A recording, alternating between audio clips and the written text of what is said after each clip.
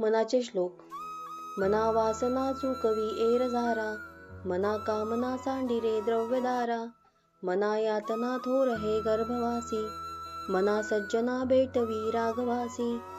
म्हणजेच या श्लोकात मनाला स्पष्टपणे सांगितलेलं आहे की हे मना, विषयांची वासनांची जी धावपळ आहे ती तू सोडून दे.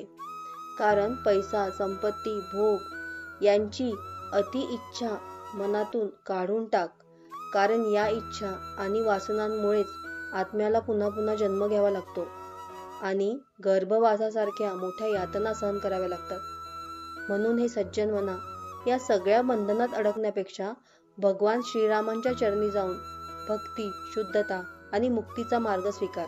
वासना आणि कामना सोडल्या तरच गर्भवासाच्या यातनातून सुटका आणि ईश्वर प्राप्ती शक्य आहे. पुन्हा भेटूया पुढच्या मनाच्या श्लोकांमध्ये. तोपर्यंत धन्यवाद.